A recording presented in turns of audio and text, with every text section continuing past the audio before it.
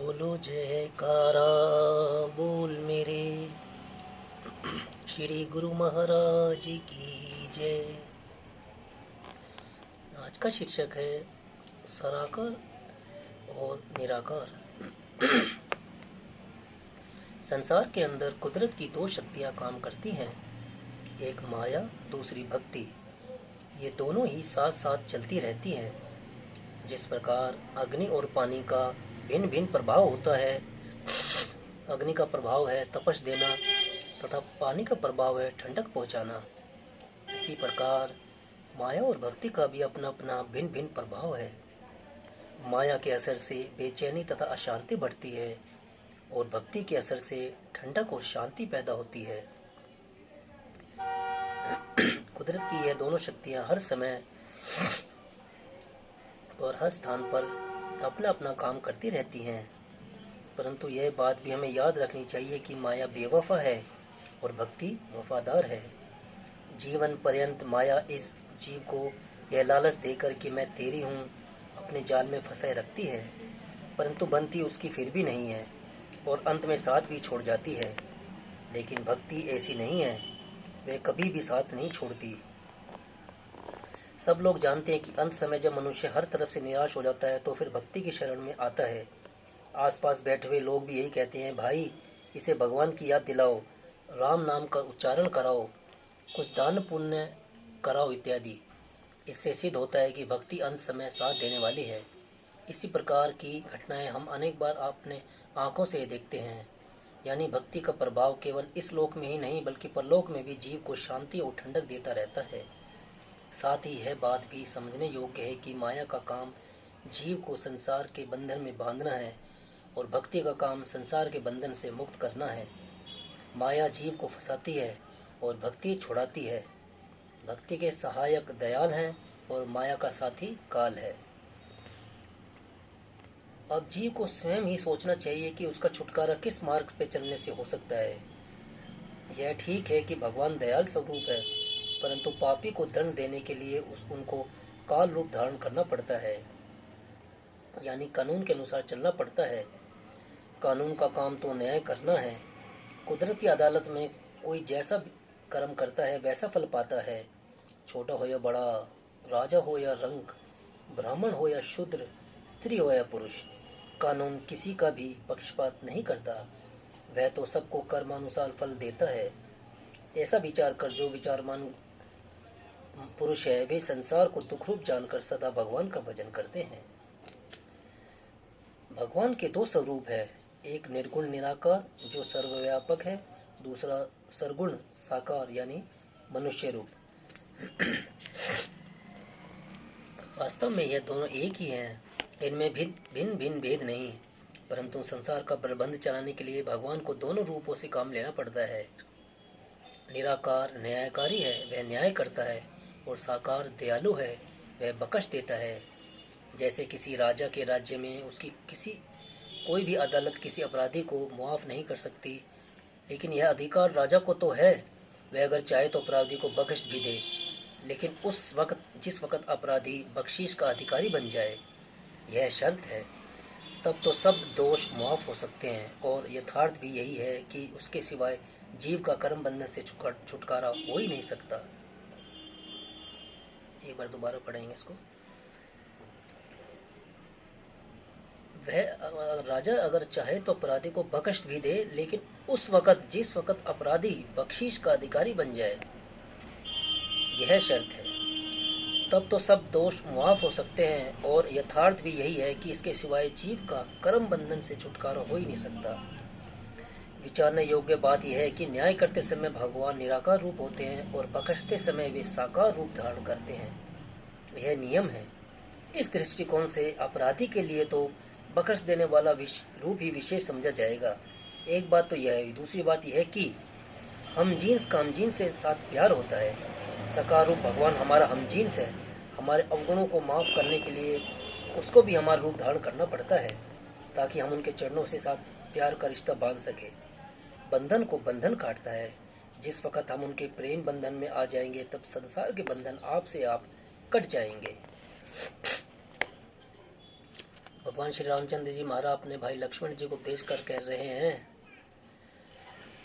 ये लक्ष्मण, वर्षा ऋतु गई, शरद ऋतु आई, सरोवरों में कमल खिल जाने पर सरोवर ऐसे सुहावने लग रहे हैं जैसे निर्गुण ब्रह्म सगुण रूप धारण करके सुंदर लगने लगता है। भगवान श्री रामचंद्र जी के कथनानुसार भगवान का साकार रूप उनके निराकार रूप से विशेष है, शायद इसलिए कि निराकार तो व्यापक रूप में सबके अंदर विराजमान है। चोर के अंदर भी है, परंतु उसे चोरी करने से रोकता नहीं। वह ज्योति स्वरूप में एक साक्षी है।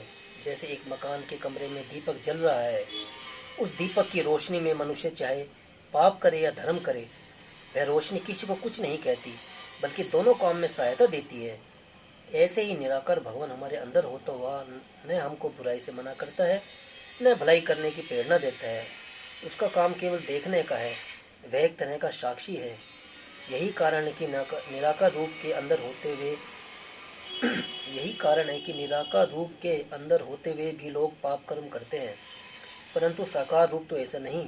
वह तो बुराई से रोककर भलाई के मार्ग पर चलाता है और साथ शिक्षा भी देता रहता है। उसकी संगति का प्रभाव जीव के लिए कुछ खास असर रखता है। आप देख लीजिए, इस समय आप सत्पुरुषों के दरबार में बैठकर उनके दर्शन और सत्संग का लाभ उठा रहे हैं। उस समय आप अपने मन की अवस्था को देखिए कि क्या उस समय मन के ऊपर किसी बुराई का दबाव है। जब आप ध्यान से देखेंगे तो आप स्वयं कह उठेंगे कि सत्पुरुषों की हुजूरी में काम, क्रोध, लोभ, मोह, अहंकार तथा मन का कोई भी दबाव उनके ऊपर नहीं है। पूर्ण महापुरुष का एक घड़ी का सत्संग 100 साल की भजन बंदगी से बढ़कर है।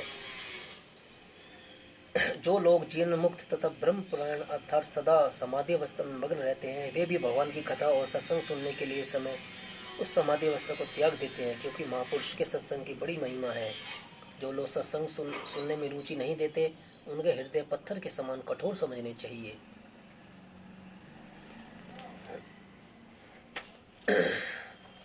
श्री कृष्ण भगवान अपने भक्त उद्धव जी को उपदेश करते हुए फरमाते हैं, उद्धव, मेरे दो स्वरूप है, एक निर्गुण, दूसरा सगुण। पहले सगुण स्वरूप मनुष्य रूप में मन को मग्न करे, निर्गुण अपने आप प्रकट हो जाएगा। इससे सिद्ध होता है कि भक्ति जितनी भी होगी साकार रूप की करनी होगी, क्योंकि साकार की भक्ति से निराकार की भक्ति अपने आप ही प्राप्त हो जाती है।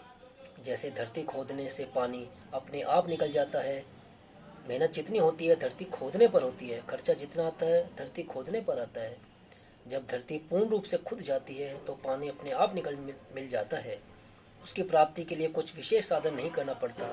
जैसे मकान बनाने के लिए कीमत तो धरती की देनी पड़ती है, परंतु मकान बनाते समय जो आकाश का हिस्सा आता है वह मुफ्त में मिल जाता है। इसी प्रकार साकार की भक्ति से निराकार की प्राप्ति अपने आप हो जाती है। बोलो जयकारा बोल मेरे श्री गुरु महाराज की जय। अब हम एक भजन गाएंगे, उसके बाद वीडियो को विराम देंगे।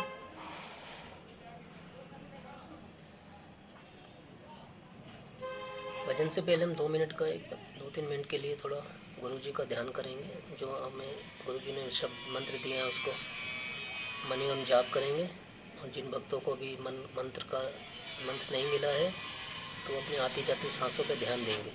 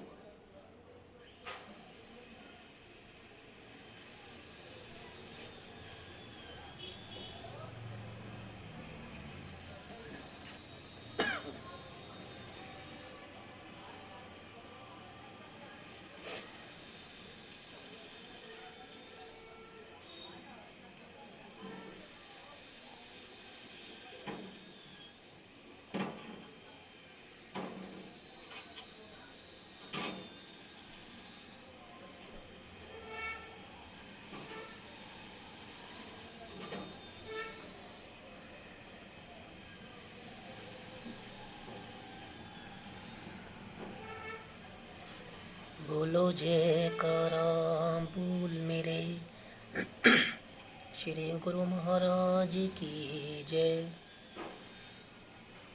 अब हम गुरु जी के लिए गाना गाएंगे, उसके बाद इस वीडियो को विराम देंगे।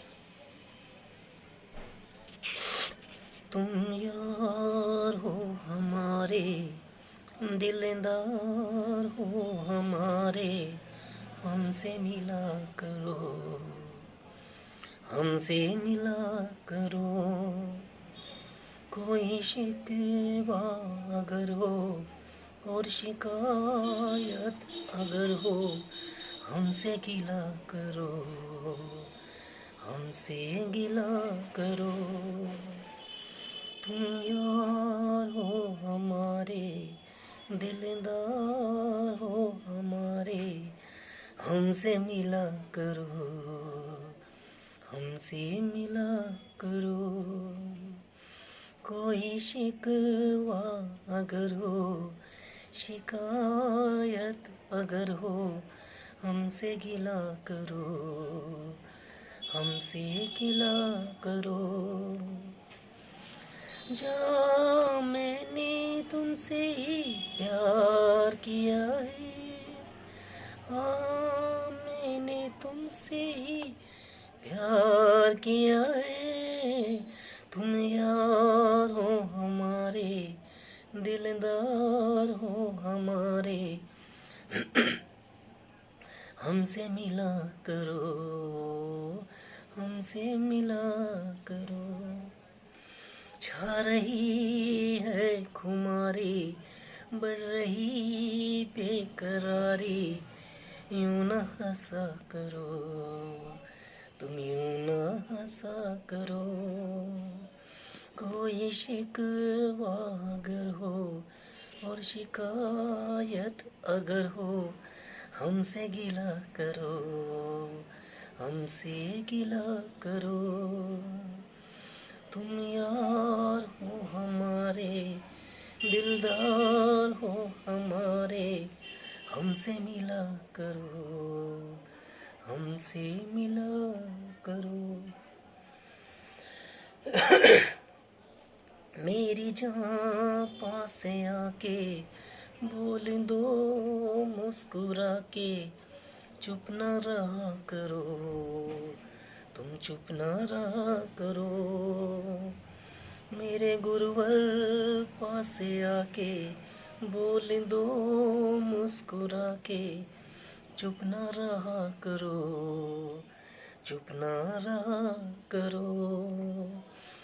कोई शिकवा अगर हो, शिकायत अगर हो, हमसे गिला करो, हमसे गिला करो। तुम यार हो हमारे, दिलदार हो हमारे, हमसे मिला करो, पर तुम मिला करो। हाँ मैंने तुमसे ही प्यार किया है, हाँ मैंने भी प्यार किया है। ला ला ला ला ला ला, ला ला ला ला ला ला,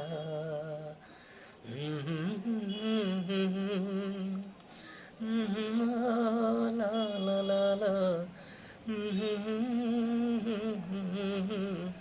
हमसे मिला करो, पर तुम मिला करो। बोलो जयकारा बोल मेरे श्री गुरु महाराज की जय। बोल श्री अनंतपुर वासी भगवान की जय। बोल साचे दरबार की जय। भक्तों, अगर आपने ये चैनल सब्सक्राइब करना है तो इसको सब्सक्राइब कर सकते हैं और इसको शेयर कर सकते हैं वीडियो को, अगर आपको अच्छी लगी तो, क्योंकि ये कोई सत्संग और भक्ति और आध्यात्मिकता का चैनल है, जिससे आपकी रूह का ही कल्याण होना है और आपके जीवन में सुख शांति और आनंद की ही प्राप्ति होगी। घर में, बाहर, आपके अंदर बाहर सब जगह पे सुख शांति का वातावरण रहेगा, आपका जीवन खुशहाल और सुखमय रहेगा। बोलो जयकारा, बोल मेरे श्री गुरु महाराज की जय, बोल श्री नंदपुरवासी भगवान की जय, बोल सच्चे दरबार की जय। जय सचिदानंद, जय। ओम हरि ओम हरि ओम हरि ओम।